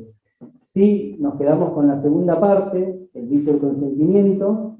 Lo que se hizo fue hacer un resumen de una causa verídica, cambiando por supuesto los nombres y la identidad de las personas y un poquito los hechos. Vamos a subir después el expediente entero también, quitando todo aquello que haga referencia a las personas que fueron, digamos, partes de este proceso de nulidad matrimonial, y ahí ustedes van a poder ver qué es lo que declaró ella, qué es lo que declaró él, qué es lo que declararon los testigos, cómo salieron las pericias y cuál fue el resultado de este caso. No obstante, se les pedía que charlaran cuáles eran los vicios del consentimiento que podrían haber invocado. No había mucho para pensar porque hoy vimos únicamente 3 vicios, 1095, 1, 2 y 3. Así que si ponían los 3, seguro que la pegaban, más o menos. 1095, 1, no, porque se veía claramente que estos chicos tenían uso de razón, pero sí se invocó, ¿no?, los abogados realizando un buen discernimiento junto con Camino de Esperanza, sí se invocó 1095.2 y 1095.3, ¿sí? Lo que se vio en ese primer momento fueron datos que sí llamaban la atención, y fue después lo que también se fue vislumbrando a medida que se fue produciendo la prueba. La edad que tenían al momento de conocerse, el tiempo de noviazgo, esa situación del embarazo, el contexto familiar que vivía ella o el contexto familiar que vivía él, la motivación, ¿no?, de por qué eligen casarse, esto de, entre comillas, regularizar, ¿no?, entre comillas digo el error que había ocurrido o la macana que se habían mandado. Siempre decimos en el tribunal que un hijo no es ninguna macana, ¿no? Por ahí es el entendimiento que uno tiene en ese momento de la vida, o como decía Horacio, cómo el contexto puede, ¿no?, afectarnos para entender que el matrimonio es la decisión acertada. Entonces, eso es más que nada también lo que tiene que ver con la pregunta número 2. ¿Cuáles son aquellos elementos que ustedes en Camino de Esperanza le recomendarían a los testigos, ¿no?, al peticionante, digo, que los testigos conozcan? Acá en la mesa recién charlábamos que muchas veces pasa que ofrecen a testigos A, B y C. Y la primera pregunta es, ¿y desde cuándo te conocen? Desde el año pasado. Es decir, no, testigos que conozcan datos que van a servir a los efectos de poder corroborar una posible nulidad matrimonial, ¿no?, un posible vicio del consentimiento. ¿Qué es lo que se va a ver después en el caso? La declaración de ellos dos. Van a ver que, acá Elisa sigue hablando, pero está bien. Puede hacer preguntas. La declaración de ellos dos, en este caso en particular, y lo van a ver también en la sentencia, la rectitud, ¿no?, con la que llegan a este proceso a contar cuál es su historia. Obviamente, con una percepción de la realidad distinta, porque son dos personas distintas que pueden ver una misma realidad, ¿no?, con una óptica diferente. Acá seguramente Horacio vos podés aportar mucho más, pero esto de ser hombre y mujer, ya por eso vemos una misma realidad quizás de manera distinta. Y después, ¿cuál es la historia propia de ella independientemente de Juan? ¿Y cuál es la historia propia de Juan independientemente de Martina? ¿No? Entonces, van a ver en el expediente de verdad, van a tener el expediente y un resumen también, porque sabemos que no quieren leer todo el expediente, entonces les hicimos un resumen de todo el expediente. Van a tener un pequeño resumen de cada prueba, para que puedan ver qué es lo que fuimos extrayendo de cada elemento probatorio. Después también nos basamos en lo que fueron los testigos, van a ver también cómo los testigos se condicen con esta realidad que ellos previamente nos han contado al momento de confesar, ¿sí? Al momento de declarar tanto ella como él, y después vamos a basarnos también en lo que fue la prueba pericial. Acá le doy pie a Horacio para que nos cuente un poquito qué es lo que se ve en esta causa. Y vamos al final, cómo salió la sentencia.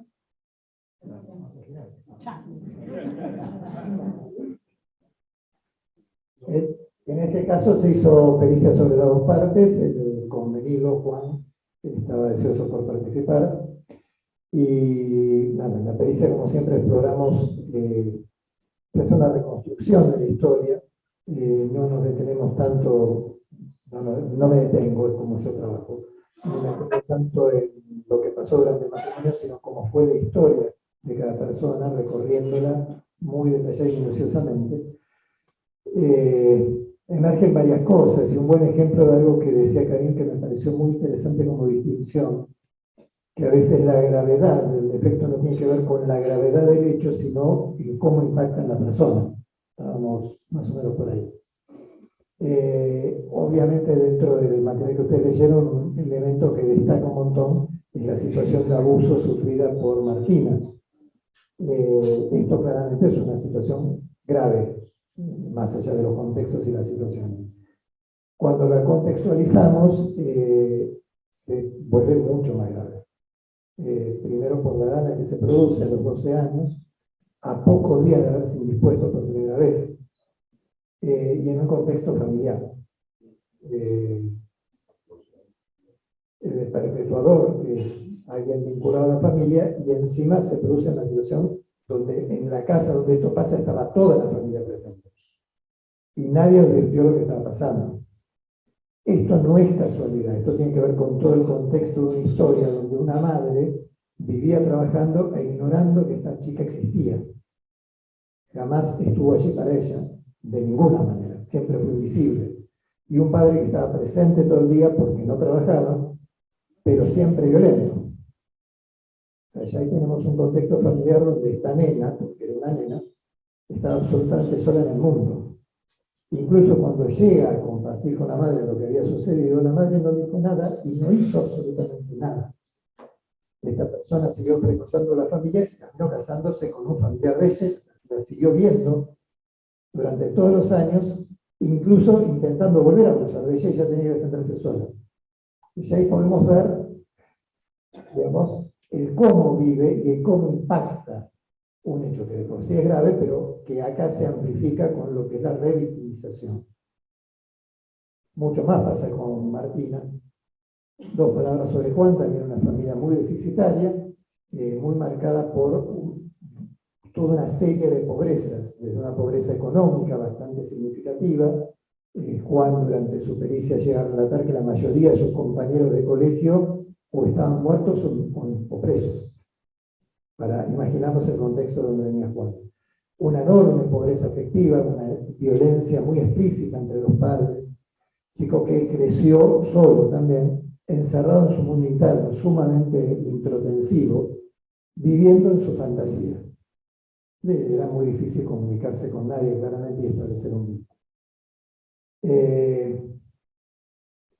La situación de Martina con respecto a la sexualidad estaba muy marcada por esta situación de abuso, pero también con una prédica de una moral sexual absolutamente represiva, en donde el colegio al que iba replicaba lo que se vivía en su casa. O sea, ella tenía una clara conciencia que embarazarse era una tragedia. Punto. Embarazarse siendo adolescente eran dos tragedias. Embarazarse en el colegio, donde además la madre era muy conocida y era una de las grandes señoras respetadas y honradas del colegio, muy tradicional, era una triple tragedia. Cuando esto se produce, porque estos chicos jamás se cuidaron, ninguno de los dos tenía noción de lo que era la sexualidad humana prácticamente, o sea, tenían 18, 19 años, 18, 17, ya estaban en quinto año, pero eran mucho más inmaduros, efectivamente hablando. Bueno, nada, tuvieron sexo, creo que a la segunda o tercera vez ella quedó embarazada, y el informe pericial dice que el casamiento fue algo que se produce casi como una leve gravedad. O sea, embarazo, casamiento, punto. Fue tan fuerte toda la ignorancia que incluso cuando ella le dice a la mamá que se va a casar a pocos días de la fiesta de egreso, la madre dice, ok. Y preguntó por qué se casaban y por qué tan pronto. Ok. Se dio una fuerte paradoja. Los compañeros de esta chica estaban yendo de viaje egresados y ella de luna de miel. Nada, después lo que sucede a lo largo de la historia de estos chicos que duraron 10 años, creo, una cosa así. Ahí puedes contar desde la psicología, ¿te acordabas cómo afecta esto del abuso en la intimidad de ellos durante el matrimonio? Que ella no le daba sustancia. Sí, ella no tenía acceso a su cuerpo, no tenía acceso a su sexualidad. Esto de 1995-3. Ella no tenía acceso directamente a su sexualidad, nunca pudo disfrutarla, para ella no tener relaciones era un alivio, no era un problema. De hecho, es una situación actual, contemporánea. Claramente esto le llevaba a no poder cumplir razonablemente. Tampoco él tenía mucha idea de qué era esto y qué le pasaba. Juan, en realidad, lo que se hizo, antes les decía esto de que él vivía encerrado en su fantasía, él trató de creer que lo que vivía con Martín era una historia de amor de Disney. Era una situación de absoluto amor, infantil, ingenuo, que no condecía en absoluto con la realidad. Se casó porque Martina lo llevó a casarse. Porque así como era de dañar a esta chiquita, era sumamente impulsiva, y lo llevó, él parecía una terrible pasividad.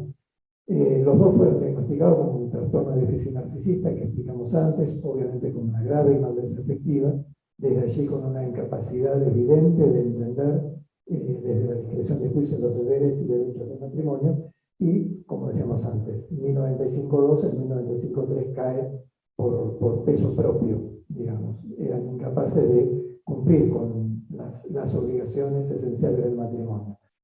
A ver, cada uno estaba en esencia tratando de arreglar su vida como podía, él con una terrible crisis.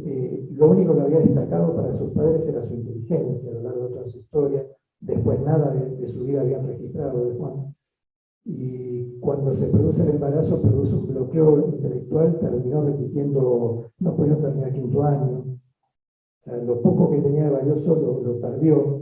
Pero bueno, esta chica realmente era muy impetuosa y lo llevó a poder terminar el colegio, y después, bueno, él empezó a hacer su vida al margen de ella sosteniendo la vida de este hijo y del otro que después nació. Nada, fueron 10 años de sostenerse, dice la pericia, porque hay un personaje muy importante que es la mamá de él, que fue como un referente materno para Martín, o sea, la suegra para Martín, y aferrarse a ella era lo más cercano que había tenido una madre. Por eso duró lo que duró el matrimonio. Porque cuando esto no lo pudo sostener más, cayó. Me sacaron bandera roja. Eso significa que esto terminó. Venía a dar la resolución de caso. Desde lo jurídico, para terminar, y después alguna preguntita, pero desde lo jurídico, si escuchamos a Horacio, decimos renulo. O sea, no hay nada que aclarar. Pero sí es verdad, ¿no? Desde lo procesal, que es importante que cada una de estas pruebas que se fueron produciendo tengan correlación, ¿no? Entonces, cuando uno llega al informe del perito, ¿no? Digo Horacio porque estás vos acá, digo, pero de cualquier perito, lo importante es que desde el tribunal podamos ver si ese informe, ¿no?, que nos llega al final se condice con el resto de la prueba que se fue produciendo, con la declaración de los testigos, con la declaración de ella, con la declaración de él. No debería llegarse a una nulidad matrimonial únicamente por una prueba pericial, ¿no?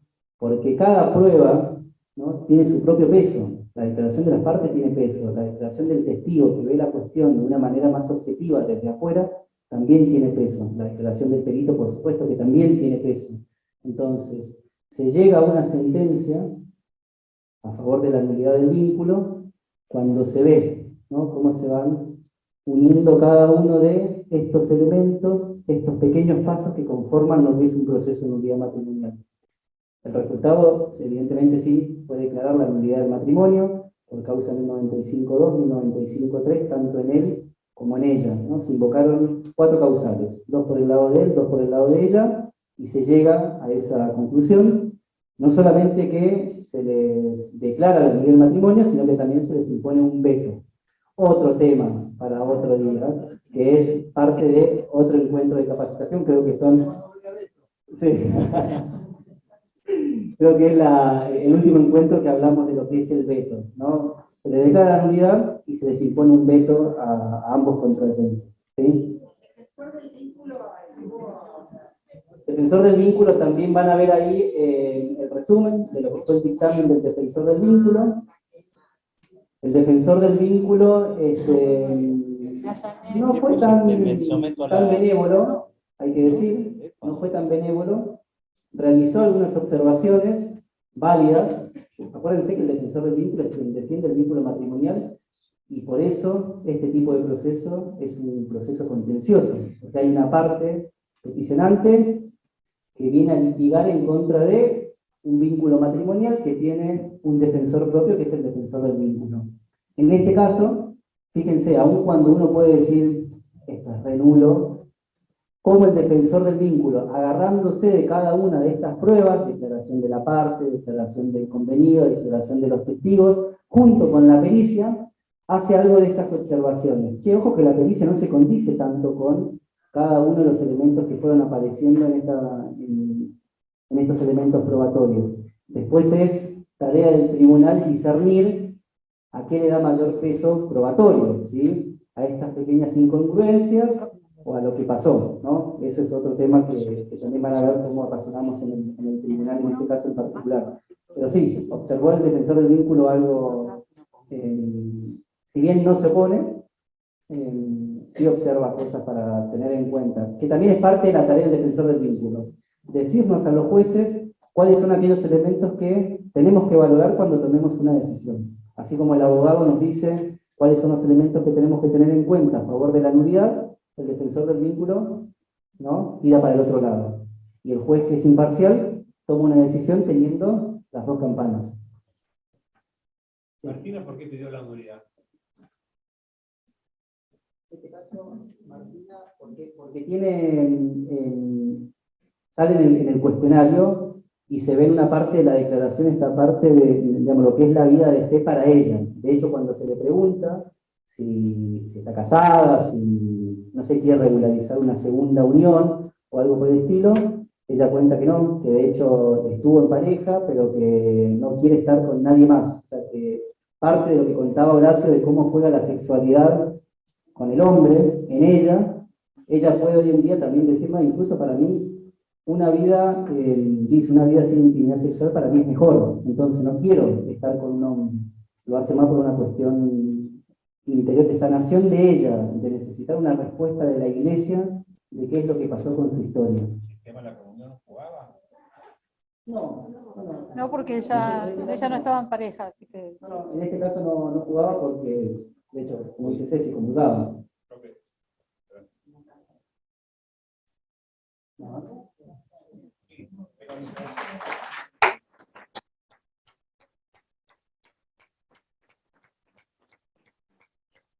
Como dijeron, la causa se va a subir hoy, también se va a subir las exposiciones de Karim y de Horacio, un material que nos dio Horacio también va a estar subido.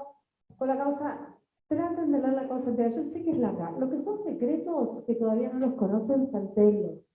Pero lean las declaraciones, lean la petición, lean lo que dijo el defensor, lo que dijo el defensor del vínculo y la sentencia. Así se hacen con un panorama bien claro de todo. Sé que es largo, sé que es un plomo, pero está bueno.